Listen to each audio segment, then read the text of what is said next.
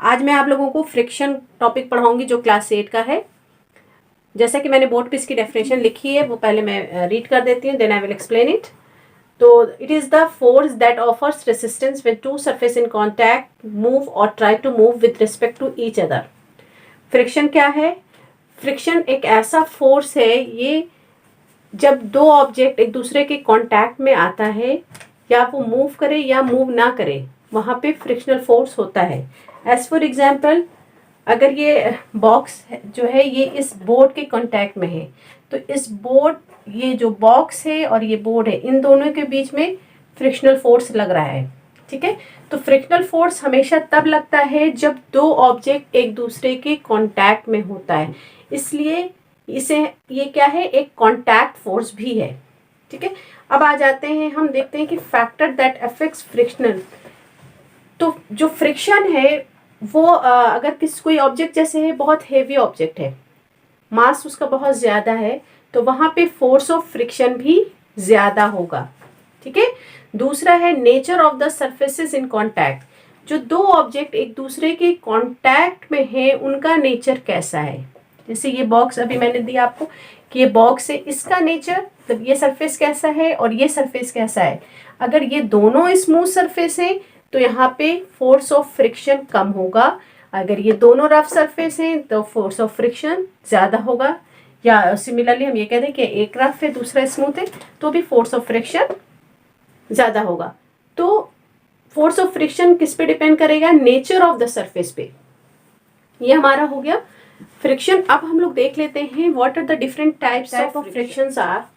The first one is static friction. पहला हम लोग देख लेते हैं स्टैटिक फ्रिक्शन। स्टैटिक फ्रिक्शन क्या है? वैसा फ्रिक्शन है जो हमें मूव होने नहीं देता है या हमें स्लाइड होने से, स्लिप होने नहीं देता है, वो कहलाता है हमारा स्टैटिक फ्रिक्शन। फॉर एग्जाम्पल, ये एक बॉक्स है, हमने एक बॉक्स लिया और ये बॉक्स यहाँ पे इस सरफेस पे रखा हुआ है, ये बॉक्स।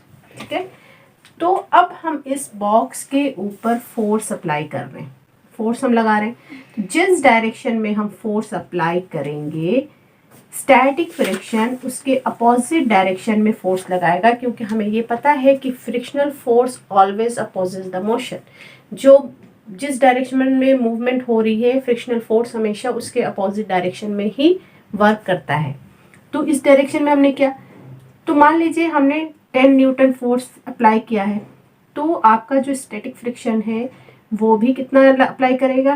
10 न्यूटन। लेकिन एक लिमिट के बाद स्टैटिक फ्रिक्शन फोर्स जो है वो उतना अप्लाई नहीं करता होगा। मान लीजिए कि इसका लिमिट है 15 न्यूटन स्टैटिक फ्रिक्शन का, तो जो अप्लाइड फोर्स जैसे ही हमारा 15 न्यूटन से ज़्यादा हो जाएगा, वो ऑब्जेक्ट मूव करने लगेगी। ठीक है, तो स्टैटिक फ्रिक्शन क्या है? जब हम किसी ऑब्जेक्ट को पुश कर रहे हैं, धक्का दे रहे हैं, और वो ऑब्जेक्ट उस वक्त पुश नहीं हो रहा है, तो वो ऑब्जेक्ट पुश क्यों नहीं हो रहा है? Due to static friction. ये आपको याद रखना है। मैं अगेन इस बॉक्स एग्जांपल देती हूँ कि सपोज कर लीजिए ये बॉक्स यहाँ रखा हुआ है, ये बॉक्स यहाँ है और मैं इसको पुश करना चाह रही हूँ, इस बॉक्स को धक्का देना चाह रही हूँ, लेकिन ये बॉक्स जो है वो पुश नहीं हो पा रहा है। क्यों नहीं हो पा रहा है?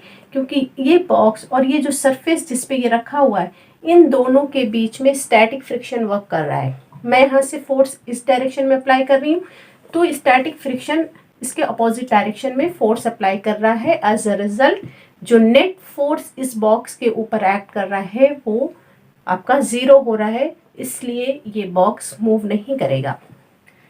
जब हमने जो स्टैटिक फ्रिक्शन से ज़्यादा फोर्स अप्लाई कर दिया, तब क्या होगा? ये बॉक्स मूव होना शुरू हो जाएगा।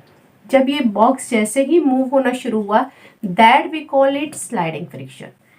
स्टैटिक फ्रिक्शन के बाद जैसे ही स्टैटिक फ्रिक्शन से ज़्यादा हमने फोर्स अप्लाई किया, ये box start moving. As soon as it starts moving we call it sliding friction. जब ये मूव करने लगा, तब हम ये कहेंगे कि ये बॉक्स ये मूव कर रहा है। ठीक है, अब ये मूवमेंट के दौरान भी फ्रिक्शन लग रहा है, क्योंकि फ्रिक्शन हमेशा कब वर्क करता है? दो ऑब्जेक्ट के जब भी कांटेक्ट में होगा तो फ्रिक्शन वर्क करेगा। तो मूवमेंट के दौरान भी ये कांटेक्ट में ही है, तो इन दोनों के बीच में जो फ्रिक्शन वर्क करेगा वो आपका कहलाएगा स्लाइडिंग फ्रिक्शन और काइनेटिक फ्रिक्शन। ठीक है, स्लाइडिंग फ्रिक्शन भी हम कहते हैं उसको, और काइनेटिक फ्रिक्शन भी कहते हैं। ठीक है, सो विल सी स्लाइडिंग और काइनेटिक फ्रिक्शन। मुझे मालूम है कि आपकी बुक में स्लाइडिंग फ्रिक्शन अलग दिया हुआ है और काइनेटिक फ्रिक्शन अलग है, लेकिन ये दोनों सेम ही चीज़ है, स्लाइडिंग काइनेटिक एक ही चीज़ है। ठीक है, तो जैसे ही अब बॉक्स मूव होने लगा, जैसे ही इस बॉक्स में मूवमेंट शुरू हुई, ये बॉक्स यहाँ से मूव कर रहा है, यहाँ पहुँच रहा है बॉक्स, ये मूवमेंट हो रही है बॉक्स में। जैसे जैसे ये मूवमेंट हो रही है, यहाँ पे जो अब फ्रिक्शन एक्ट कर रहा है ड्यूरिंग मूवमेंट, जो फ्रिक्शन वर्क करेगा वो आपका काइनेटिक फ्रिक्शन होगा। ठीक है, वो आपका काइनेटिक फ्रिक्शन हो गया। अब आपको एक चीज़ और आप ध्यान देते होंगे कि बॉल है, मूव कर रही है फील्ड में, उसके बाद एक टाइम आता है कि वो बॉल जो है वो रुक जाती है, उसकी मूवमेंट रुक जाती है। वो क्यों रुकती है? It is due to kinetic friction, क्योंकि जो काइनेटिक फ्रिक्शन है या स्लाइडिंग फ्रिक्शन वो क्या कर रहा है, हमेशा मोशन को अपोज कर रहा है, उसको रोकना चाह रहा है। तो जैसे ही काइनेटिक फ्रिक्शन ज़्यादा होगा, वो बॉल पे जो अप्लाइड फोर्स था उससे जैसे ही काइनेटिक फ्रिक्शन का जो फोर्स है, फ्रिक्शनल फोर्स, वो ज़्यादा हो गया, वो बॉल रुक गई। तो वहाँ पे जैसे ये बॉल है, मान लीजिए ये बॉल इस सरफेस पे रोल कर रही है, तो जैसे ये रोल कर रही है इस डायरेक्शन में, इस पर आपने कोई फोर्स अप्लाई किया था। अब जैसे ही ये फोर्स क्या होगा, कम होता जाएगा, काइनेटिक फ्रिक्शन ज़्यादा हो गया और as a result ball stop हो गई। तो कोई भी मूविंग ऑब्जेक्ट जब रुकता है, तो मूविंग ऑब्जेक्ट जब रुकता है तो उस दौरान जो वर्क करता है वो करता है आपका काइनेटिक फ्रिक्शन। ठीक है, तो मूवमेंट, कोई भी मूविंग ऑब्जेक्ट को रोकने में कौन सा फ्रिक्शन वर्क करेगा? काइनेटिक फ्रिक्शन वर्क करेगा। चल नेक्स्ट है हमारा रोलिंग फ्रिक्शन। तो पहले तो आप लोग ये जानते ही होंगे कि जो फ्रिक्शन है वो क्यों होता है, क्योंकि हम लोगों को ये पता है कि जो भी ऑब्जेक्ट, हमने जो भी सरफेस होता है वो कैसा होता है, ऐसा होता है, वो बिल्कुल स्मूथ नहीं होता है। ठीक है, उसमें थोड़ा बहुत डिप्रेशन होता है, इस तरह से वो होते हैं। अगर आप इसको माइक्रोस्कोप में देखेंगे तो आपको दिख जाएगा। और इसके कांटेक्ट में जब दूसरा ऑब्जेक्ट आता है तो ये जो गैप है उसको ये क्या करता है, इंटरलॉक कर देता है। ठीक है, ये गैप इंटरलॉक हो जाता है, ये फिल हो जाता है गैप, जिसकी वजह से ये ऑब्जेक्ट मूव नहीं हो पाता, तो हमने स्टैटिक फ्रिक्शन कहा। जब इसको हमने ओवरकम किया तो ये आपका स्लाइडिंग कहलाना। रोलिंग फ्रिक्शन के केस में क्या होता है कि हम लोग मोस्टली कैसी चीज़ लेते हैं, सर्कुलर चीज़ लेते हैं। ठीक है, रोलिंग फ्रिक्शन में अब क्या हो रहा है कि आपका सरफेस है, ठीक है, ये आपका इसका सरफेस है। ठीक है, तो जो ये सरफेस है ऐसा, तो रोलिंग फ्रिक्शन में क्या हो रहा है कि ये जो ऑब्जेक्ट मूव कर रहा है ना, ये जो गैप है ना, उसको ये फिल नहीं कर रहा, उसके साथ ये इंटरलॉक नहीं हो रहा, बल्कि इसके ऊपर ये मूव करता जा रहा है। तो इसलिए जो रोलिंग फ्रिक्शन होता है वो बहुत कम होता है। तो सबसे ज़्यादा जो आपका फ्रिक्शन होगा, जो सबसे ज़्यादा फ्रिक्शनल फोर्स होता है वो होता है आपका स्टैटिक फ्रिक्शन सबसे ज़्यादा होता है। ठीक है, क्योंकि सबसे ज़्यादा मूव कराने में हमें फोर्स लगता है। उसके बाद जो नेक्स्ट होता है वो हमारा होता है स्लाइडिंग या काइनेटिक भी आप कह लीजिए। ठीक है, और फिर उसके बाद आता है हमारा रोलिंग, फिर हमारा आता है रोलिंग। तो जो रोलिंग फ्रिक्शन होता है वो बहुत बहुत कम होता है। तो ये आपके 3 टाइप के फ्रिक्शन हो गए। तो कई जगहों पे जैसे हम किसी चीज़ को मूव कराना है तो वहाँ पे हम स्लाइडिंग ना करके हम वहाँ पे रोलिंग करा लेते हैं। ठीक है ना, तो रोलिंग से क्या होगा, वो चीज़ इजीली मूव हो जाएगी। मान लीजिए कोई स्लोप है, ठीक है, तो वहाँ पे सपोज कर लीजिए, यही मान लेती हूँ मैं, अगर हम इसको रोल कराएंगे तो ईजिली ये मूव हो जाएगा रेदर देन अगर हम इसको स्लाइड करेंगे।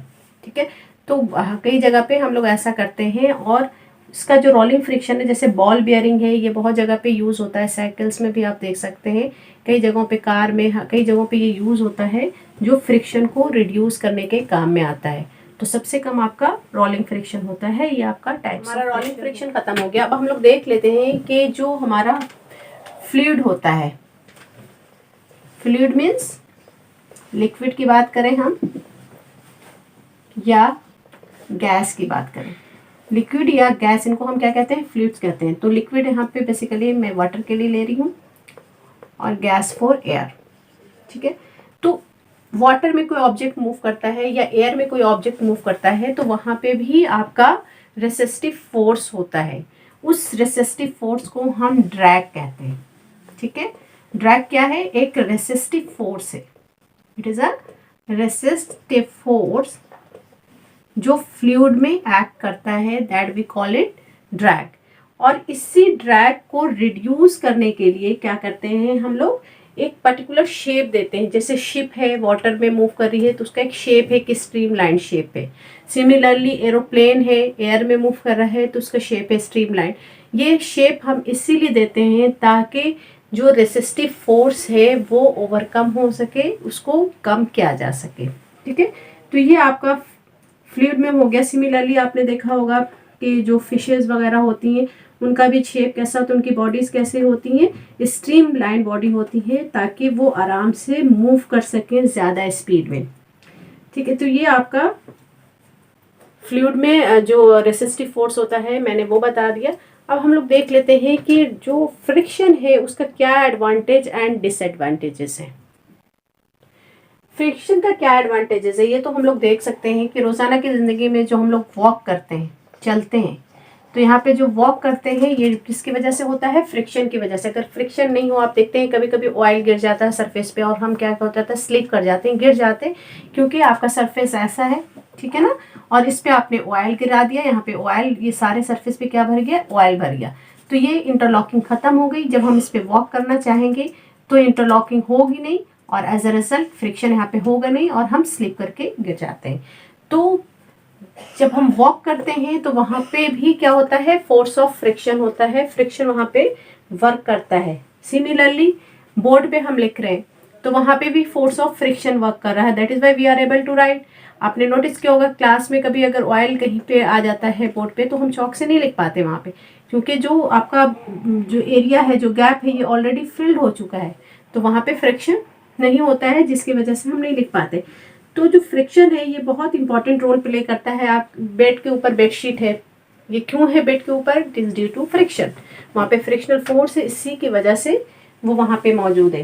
ठीक है ना, तो ये आप बहुत सारी चीज़ों को आप देख सकते हैं अपने डे टू डे लाइफ में। आप इसको नोटिस कीजिए कि कहाँ पे हमारा फ्रिक्शन जो है एडवांटेजेस पहुँचा रहा है, हमें फ़ायदा हो रहा है फ्रिक्शन की वजह से। अब हम लोग इसका डिसएडवांटेजेस भी देख लेते हैं। इसका डिसएडवांटेजेस ये है कि जो फ्रिक्शन की वजह से क्या होता है, कोई भी पार्ट मूव करा, आपने नोटिस कीजिएगा कि ग्राइंडर है मूव करा तो उसकी ब्लेड्स गर्म हो जाती हैं। वहाँ पे क्या हो रहा है कि वहाँ पे फ्रिक्शनल फोर्स हो रहा है, जिसकी वजह से वो फ्रिक्शनल फोर्स की वजह से वो हीटअप हो रहा है, एज अ रिजल्ट वहाँ पे एनर्जी वेस्ट हो रही है। या आपने देखा होगा कि साइकिल में साइकिल है उसका पार्ट्स घिस जाता है, तो वहाँ पे भी क्या है? वो आपका फोर्स ऑफ फ्रिक्शन है जिसकी वजह से वो पार्ट आपका घिस गया। तो ये फ्रिक्शन जो है वियर एंड टियर करता है पार्ट्स को भी। तो ये सारे डिसएडवांटेजेस हैं। ठीक है, तो ये आपके डिसएडवांटेजेस हो गए। नेक्स्ट हम लोग देख लेते हैं कि अगर हम चाहते हैं कि फ्रिक्शन को रिड्यूस करना तो वो हम कैसे कर सकते हैं। तो फ्रिक्शन को रिड्यूस करने के लिए हम लोग ऑयलिंग कर सकते हैं, ग्रीजिंग कर सकते हैं, ग्रीस अप्लाई कर सकते हैं। ठीक है, ताकि कम से कम वियर एंड टियर हो सके उस ऑब्जेक्ट का और हम लोग अपना जो हमारा फोर्स ऑफ फ्रिक्शन है वहाँ पे कम हो जाए। तो हम लोग जो मूविंग पार्ट है वहाँ पे जब लुब्रिकेंट यूज़ करते हैं, लाइक ऑयल यूज़ करते हैं या ग्रीस यूज़ करते हैं फ्रिक्शन को डिक्रीज करने के लिए, तो उस प्रोसेस को हम लोग लुब्रिकेशन कहते हैं। ठीक है ना, तो लुब्रिकेशन के तौर पे हम लोग क्या यूज़ कर सकते हैं? ग्रीस और ऑयल यूज़ कर सकते हैं। और ये बेसिकली हम कहाँ पे यूज़ करते हैं? जहाँ पे वो पार्ट्स कैसा है? मूव कर रहा है, दोनों सरफेस क्या हो रहे हैं? मूव कर रहे हैं, तो वहाँ पे हम लोग लुब्रिकेशन कर सकते हैं। ठीक है, उसके बाद बहुत जगह पे मैंने आपको बताया था कि बॉल बेयरिंग यूज़ होता है। ठीक है, बॉल बेयरिंग इसीलिए यूज़ होता है, वहाँ पे आपका क्या होता है? रोलिंग फ्रिक्शन वर्क करता है। तो रोलिंग फ्रिक्शन आपको पता है, बॉल बेयरिंग इस तरह का होगा, इस तरह का होगा, ऐसा स्ट्रक्चर होगा और इसके अंदर ऐसे स्फेरिकल सरफेस होंगे। ठीक है, और ये जो है मूव कर रहा है इस पे, तो यहाँ पे ये कैसा हो रहा है? ये रोलिंग फ्रिक्शन हो गया। ठीक है ना, तो बॉल बेयरिंग जो होता है वहाँ पे बॉल बेयरिंग में हमारा क्या होता है? रोलिंग फ्रिक्शन वर्क करता है। तो रोलिंग फ्रिक्शन आपको पता है कि बहुत कम होता है। तो बॉल बेयरिंग के ज़रिए भी हम लोग रोलिंग फ्रिक्शन फ्रिक्शन को हम लोग रिड्यूस कर सकते हैं। ठीक है, अब आ जाता है कि अगर हमें कहीं पे फ्रिक्शन की ज़रूरत है, हम चाहते हैं कि वहाँ पे फ्रिक्शन ज़्यादा हो, जैसे जो प्लेयर्स होते हैं तो उनके जो शूज़ होते हैं उसमें वो लोग क्या करते हैं, जो प्लेयर्स होते हैं उनके सोल्स में ग्रूव्स होते हैं, तो वो ग्रूव्स क्या करते हैं, उनको बहुत अच्छे से, या स्पाइक्स होते हैं, वो इसलिए होते हैं ताकि वो आराम से मूव कर सकें फील्ड में। वो क्या करेंगे कि उनको होल्ड करने में ज़मीन से मदद करते हैं। तो ये आपका हो गया फ्रिक्शन, जहाँ पे हम लोग कहीं पे इसका यूज़ है, कहीं पे इसके एडवांटेजेस हैं, कहीं पे डिसएडवांटेजेस हैं। तो इसलिए हम लोग ये भी कहते हैं कि फ्रिक्शन जो है वो एक नेसेसरी इवल है, मतलब इसकी हमें ज़रूरत भी है लेकिन साथ में इसका कई जगहों पे नुकसान भी है। आई थिंक ये पार्ट आपको क्लियर हो गया होगा। नेक्स्ट क्लास में मैं दूसरे टॉपिक के साथ आपको पढ़ाऊँगी। Till then take care, bye.